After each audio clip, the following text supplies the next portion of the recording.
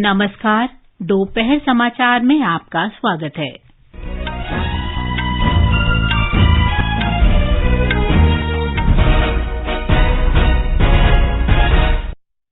विदेश मंत्री एस जयशंकर ने कहा, आतंकवाद के हर प्रकार और हर रूप पर रोक लगनी चाहिए। उन्होंने आतंकी गतिविधियों के लिए धन उपलब्ध कराने वाले माध्यमों को बंद करने पर जोर दिया। प्रधानमंत्री नरेंद्र मोदी ने नीट परीक्षा के मद्देनजर कर्नाटक विधानसभा चुनाव प्रचार के अपने कार्यक्रम में बदलाव किया। राष्ट्रवादी कांग्रेस पार्टी की कोर समिति ने अध्यक्ष पद से शरद पवार का त्यागपत्र नामंजूर किया। आज बुद्ध पूर्णिमा मनाई जा रही है। लखनऊ में खेलो इंडिया यूनिवर्सिटी गेम्स 2022 के लोगो और शुभंकर का अनावरण 12 दिन तक चलने वाले खेलों की शुरुआत 23 मई से और स्टार भाला फेंक खिलाड़ी नीरज चोपड़ा आज दोहा में डायमंड लीग से इस सीजन में अपने खेल की शुरुआत करेंगे।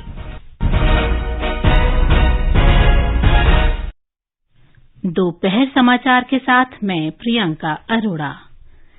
विदेश मंत्री डॉक्टर सुब्रमण्यम जयशंकर ने कहा है कि सीमा पार आतंकवाद सहित हर प्रकार के आतंकवाद को हर हाल में रोका जाना चाहिए।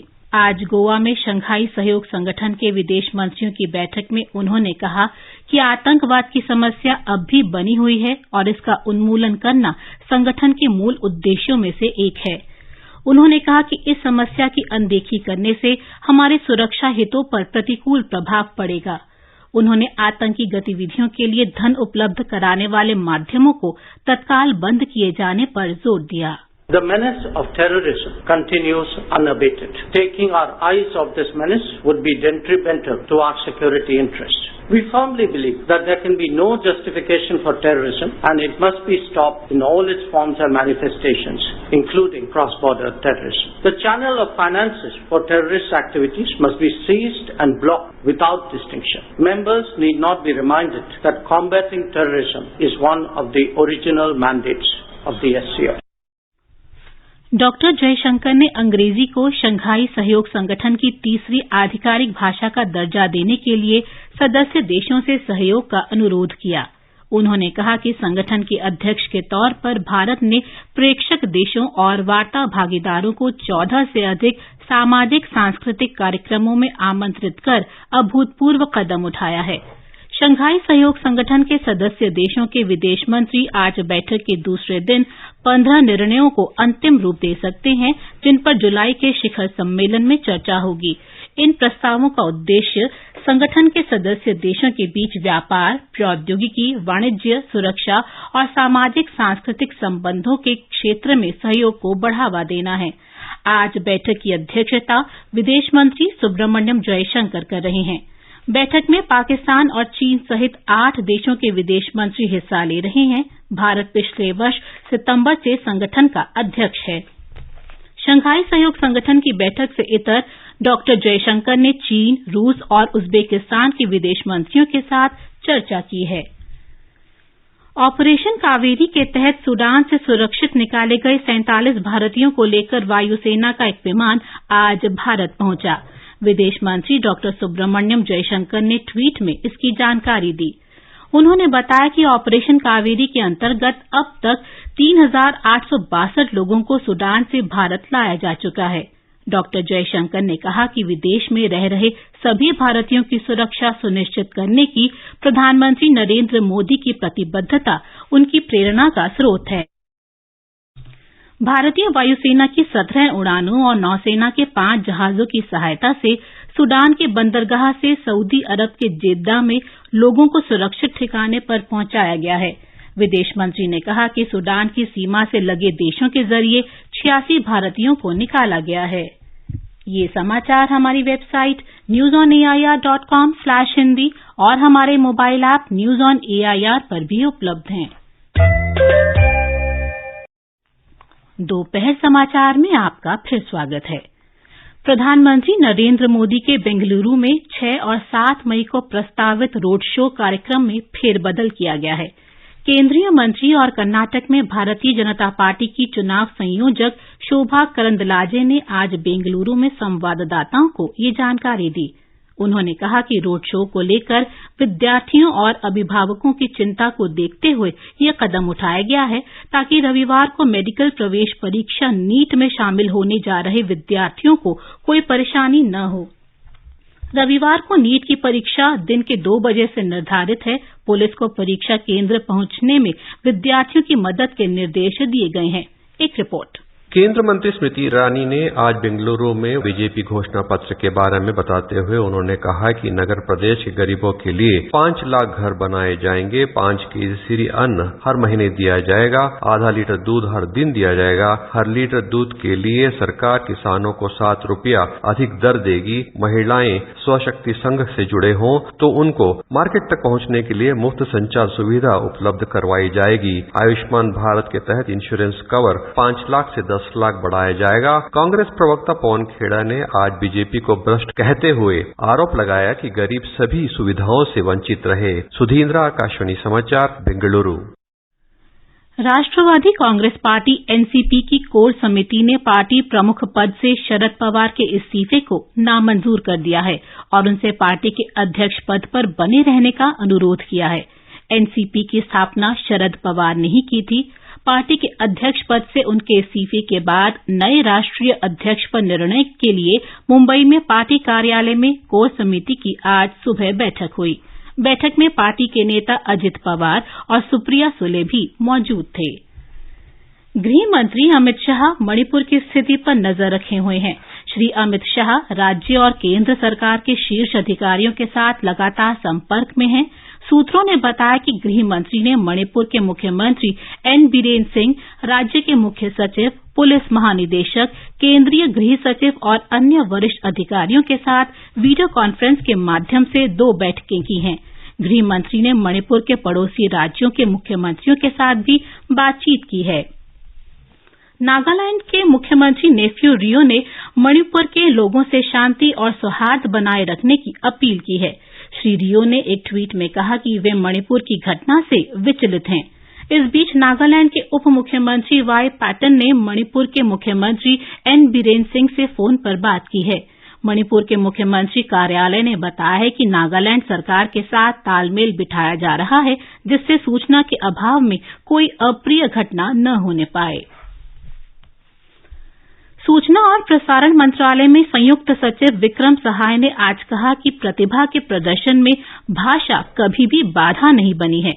फिक्की फ्रेम्स 2023 में एक राष्ट्र कई सिनेमाई आवाजों पर पैनल की एक चर्चा को संबोधित करते हुए श्री सहाय ने कहा कि सत्यजीत राय की अधिकतर फिल्में बांग्ला भाषा में हैं।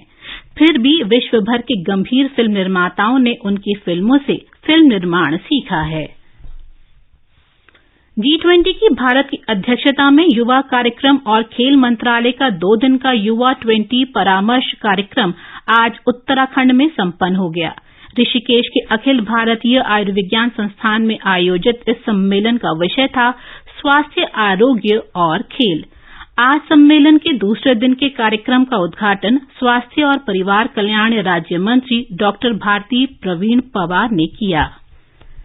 ये समाचार आकाशवाणी से प्रसारित किए जा रहे हैं। ताजा समाचार जानने के लिए आप हमारे Twitter handle @AIR News Hindi को फॉलो कर सकते हैं। ये आकाशवाणी है। आज बुद्ध पूर्णिमा मनाई जा रही है।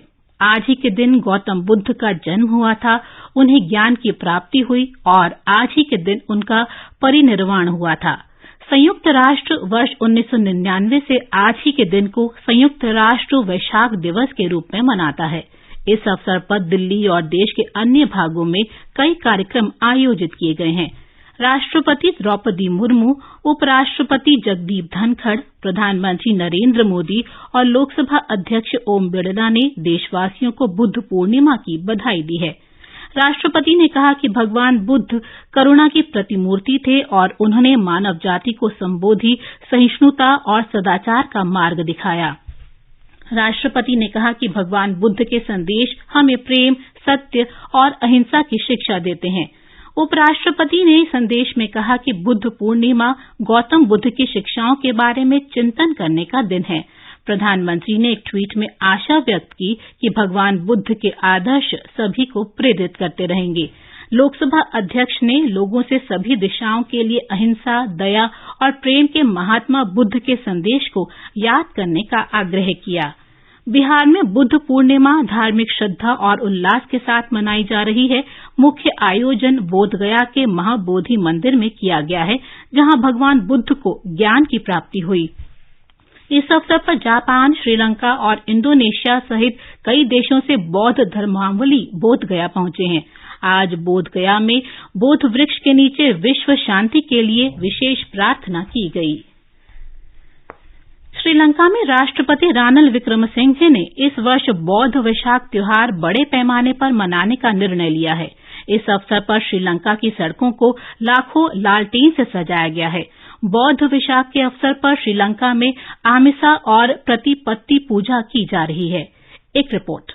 जहां दुनिया भर में बौद्ध आज बुद्ध पूर्णिमा मना रहे हैं, श्रीलंका आज वेसाक पोया मना रहा है, जो महात्मा गौतम बुद्ध के जीवन की 3 महत्वपूर्ण घटनाओं, उनके जन्म, ज्ञान की प्राप्ति और निधन के उपलक्ष्य में है। श्रीलंकाई बौद्ध इस वर्ष विशेष रूप से खुश हैं। बौद्ध श्रद्धालु धार्मिक समारोहों का आयोजन करके और पंडालों, लालटेन और डंसल सहित विभिन्न प्रकार और प्रतिपत्ति पूजाओं का आयोजन करके वेसाक मनाते हैं, जबकि राज्य वेसाक महोत्सव पुट्टलम जिले में होगा। श्रीलंका के राष्ट्रपति रानिल विक्रमसिंघे ने कहा कि इस साल का वेसाक उत्सव राष्ट्रीय और स्थानीय स्तर पर भव्य पैमाने पर मनाया जाएगा। आकाशवाणी समाचार के लिए कोलंबो से मैं अहमद मोइन फारूकी। केंद्रीय युवा कार्य तथा खेल मंत्री अनुराग सिंह ठाकुर और उत्तर प्रदेश के मुख्यमंत्री योगी आदित्यनाथ ने आज लखनऊ में खेलो इंडिया यूनिवर्सिटी गेम्स 2022 के लिए प्रतीक चिन्ह, जर्सी, शुभंकर, टॉर्च और एंथम का शुभारंभ किया। तीसरे खेलो इंडिया यूनिवर्सिटी गेम्स 23 मई से 3 जून तक खेले जाएंगे। उद्घाटन समारोह लखनऊ के बाबू बनारसी दास यूनिवर्सिटी में 25 मई को आयोजित किया जाएगा। इस अवसर पर अनुराग सिंह ठाकुर ने कहा कि उत्तर प्रदेश आज हर क्षेत्र में आगे बढ़ रहा है।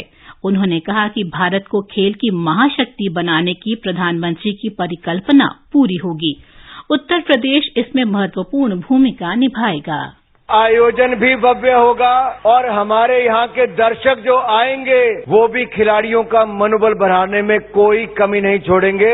आज उत्तर प्रदेश आगे बढ़ रहा है हर क्षेत्र में। खेलों का भी ऐसा क्षेत्र है जहाँ उत्तर प्रदेश नई ऊंचाइयां छुएगा। मैं इस मंच से आदरणीय प्रधानमंत्री जी की उस सोच को सलाम करता हूँ जो भारत को स्पोर्टिंग सुपर पावर बनाने की बात करता है, स्पोर्ट्स सुपर पावर बनाने की बात करता है कि हम खेलों में भी महाशक्ति बनेंगे। ये मोदी जी के सपने को योगी जी यहां पूरा करके देंगे। श्री ठाकुर ने कहा कि उत्तर प्रदेश 23 मई से 3 जून तक खेलो इंडिया यूनिवर्सिटी गेम्स के सबसे बड़े संस्करण का आयोजन कर रहा है। देश भर के 200 से अधिक विश्वविद्यालय के 4700 से अधिक एथलीट इसमें भाग लेंगे। इस संस्करण में 21 खेल खेले जाएंगे। श्री योगी आदित्यनाथ ने कहा कि उत्तर प्रदेश सरकार प्रत्येक जिले में एक स्टेडियम और ब्लॉक स्तर पर एक मिनी स्टेडियम तैयार कर रही है। खेलो इंडिया यूथ गेम्स का आयोजन राजधानी लखनऊ के अलावा वाराणसी, नोएडा और गोरखपुर में किया जाएगा। इन खेलों का लाइव प्रसारण डीडी स्पोर्ट्स और ओटीटी प्लेटफॉर्म पर भी किया जाएगा। भाला फेंक खिलाड़ी नीरज चोपड़ा आज दोहा में डायमंड लीग में अपने सीजन की शुरुआत करेंगे। 25 वर्षीय चोपड़ा पिछले वर्ष सितंबर में ज्यूरिख के फाइनल में डायमंड लीग चैंपियन का खिताब जीतने वाले पहले भारतीय एथलीट बने। टेनिस में भारतीय ऑस्ट्रेलियाई जोड़ी रोहन बोपन्ना और मैथ्यू एबेडन ने स्पेन मैड्रिड ओपन के फाइनल में जगह बना ली है। भारतीय मुक्केबाज नरेंद्र बेरवाल और गोविंद साहनी ने कल उज्बेकिस्तान के ताशकंद में आईबीए पुरुष विश्व मुक्केबाजी चैंपियनशिप के प्री क्वार्टर फाइनल में जगह बनाई। और आईपीएल में आज जयपुर के सवाई मानसिंह स्टेडियम में शाम 7:30 बजे राजस्थान रॉयल्स का सामना गुजरात टाइटंस से होगा। अंत में मुख्य समाचार एक बार फिर। विदेश मंत्री एस जयशंकर ने कहा, आतंकवाद के हर प्रकार और हर रूप पर रोक लगनी चाहिए। उन्होंने आतंकी गतिविधियों के लिए धन उपलब्ध कराने वाले माध्यमों को बंद करने पर जोर दिया। प्रधानमंत्री ने नीट परीक्षा के मद्देनजर कर्नाटक विधानसभा चुनाव प्रचार के अपने कार्यक्रम में बदलाव किया। राष्ट्रवादी कांग्रेस पार्टी की कोर समिति ने अध्यक्ष पद से शरद पवार का त्यागपत्र नामंजूर किया। आज बुद्ध पूर्णिमा मनाई जा रही है और लखनऊ में खेलो इंडिया यूनिवर्सिटी गेम्स 2022 के लोगो और शुभंकर का अनावरण हुआ। इसके साथ ही दोपहर समाचार का ये अंक समाप्त हुआ। नमस्कार।